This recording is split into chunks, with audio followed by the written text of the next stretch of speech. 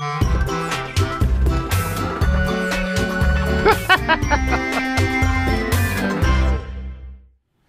and welcome to Sunday with Mike. On today's show, we're going to cover business topics to help you run your DJ business. Can you really write off events? Are you tired of getting phone calls from scammers, telemarketers, and other undesirables? Are you absorbing credit card fees? And finally, do you have an official photo release policy for your events? Got a special shout out going on to Lisa in Houston, Texas. Thank you for sharing this photo. We loved it. Grab some coffee and join me. I'm going to be right back.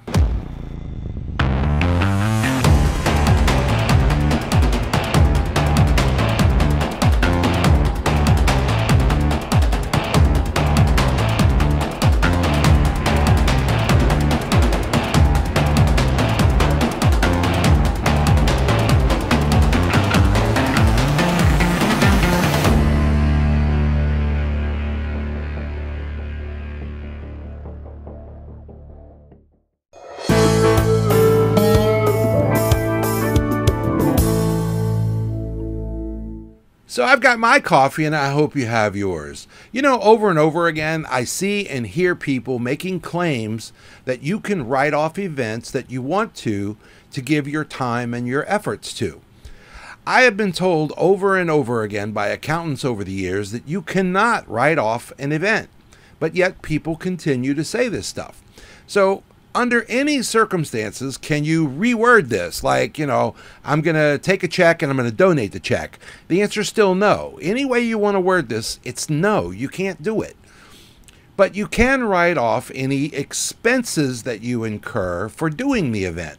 So here's an example. Let's say that I need to drive 100 miles to do a free fundraiser for a charity that I believe in. I am allowed to write off the mileage at the prevailing IRS rate. I can also write off my lunch on the way there and my dinner on the way back home.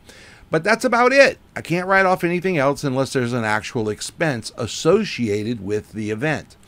Like if I needed to buy music, for instance, I could write that off.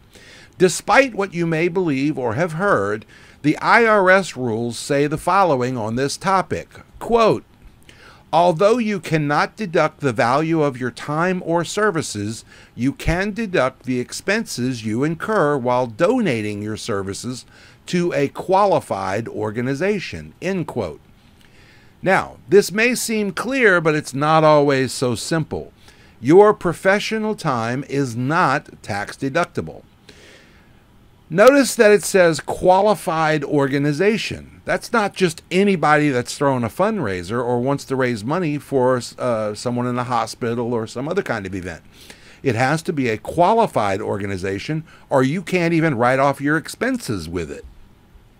So that would open up a whole nother chapter of discussion all by itself. So before you get yourself into trouble trying to write off events that you're not allowed to do, ask a qualified tax professional about this topic for your state, and the federal government is going to cover the whole United States. So the only thing that could possibly vary is your state taxes, but not federal. The last thing you need to do is draw attention to the IRS and be a part of a full tax audit. I've been there, and I can promise you that it is an experience that you will not forget. And the hours of prep time and sitting around for days answering all of their questions is simply not worth it. If you want to donate your time to a group or organization, just do it and feel good about it. Do not try and deduct this from your taxes. It's just not worth all the time and trouble and the fines that it will bring when you get caught. If anybody tries to tell you any different, here's my best advice for you. Get it in writing from them and make sure that they're willing to pay your fines, your accountant, and your lawyer when the judgment day comes. DJ Event Planner will change the way you manage and run your business. Streamline all of your procedures and software into one easy-to-manage system. DJ Event Planner, the ultimate online planning tool.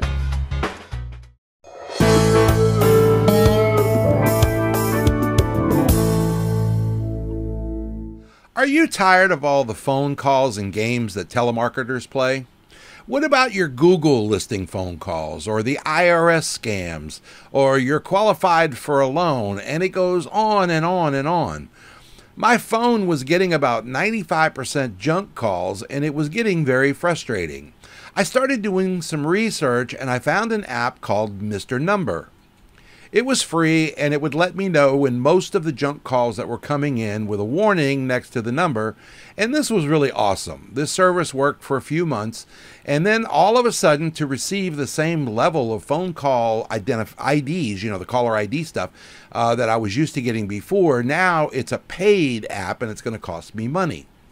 I researched the company options a little deeper, and since we have 3 cell phones that we use, it would cost me $15 per phone line because there wasn't a household plan.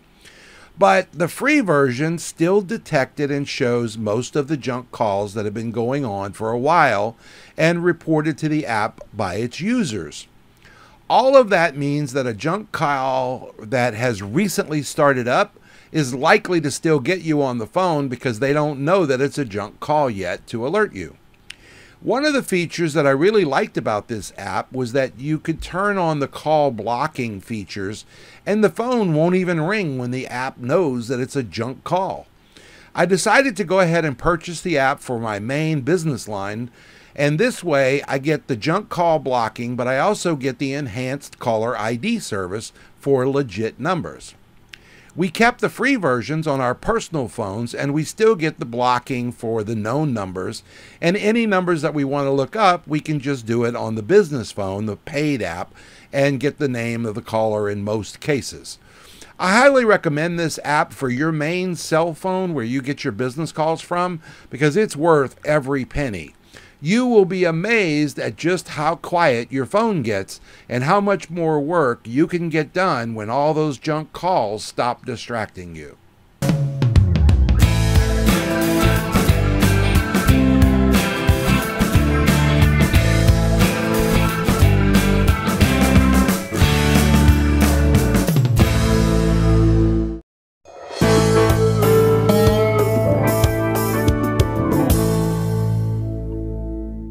Do you accept credit cards?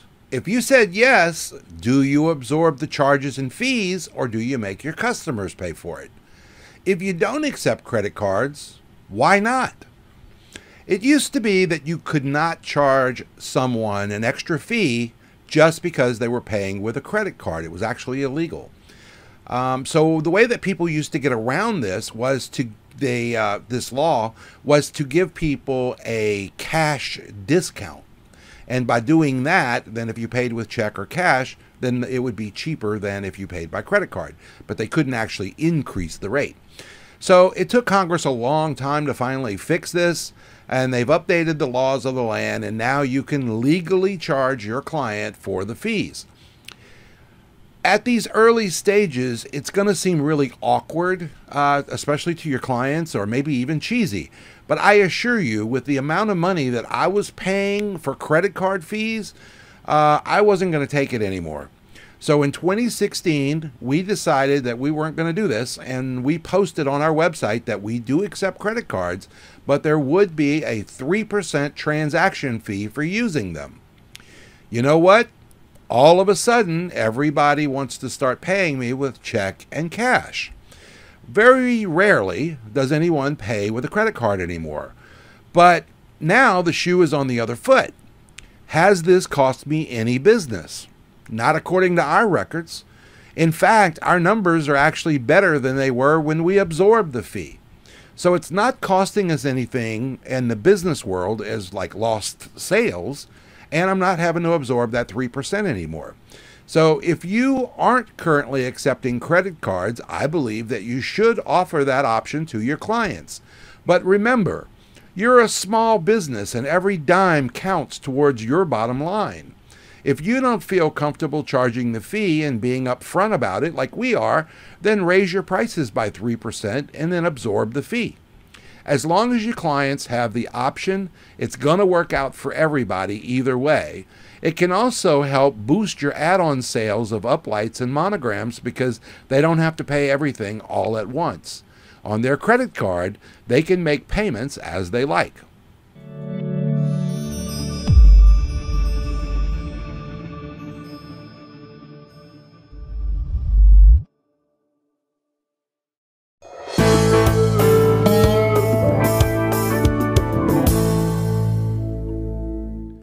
you take photos at your events? Do you get a written photo release from your clients saying that you have permission to take photos at their events? I recently had a client who was over the top worried that someone was going to take a picture of their wedding and post it on social media. At first, I thought she was just worried about the ceremony part of the wedding. No, I was wrong. She wanted us to tell her guest that no photos could be taken at all and that nothing should be showing up on any social media sites anywhere. I recently asked in the Sunday with Mike Facebook group about this question, but the focus was contained to only the ceremony. Lately, I've been asked more and more by brides to make an announcement to the guests just before we start to place their phones in the silent mode and put them away. They've hired a professional photographer to capture their special moments. The results of this survey was 60-40 saying no, they haven't noticed an increase, but however, the 40% of us that are noticing an increase is still a 40% increase, and that is huge in my book. So have a candid conversation with your clients before events and just confirm that it's okay with them for you to actually take photos and post these photos for them. If they say yes, then you have nothing to worry about. But if they question you about it, you need to discuss this topic a little deeper and make sure that you don't cause any problems by taking and posting photos of their event. That's going to be our show for today. I hope that you'll share the show with some of your friends. Give me your thoughts down in the comments section down below and be sure to give us a thumbs up. We're saving a seat for you if you haven't joined us in the Sunday with Mike Facebook group, and I'll see you next week.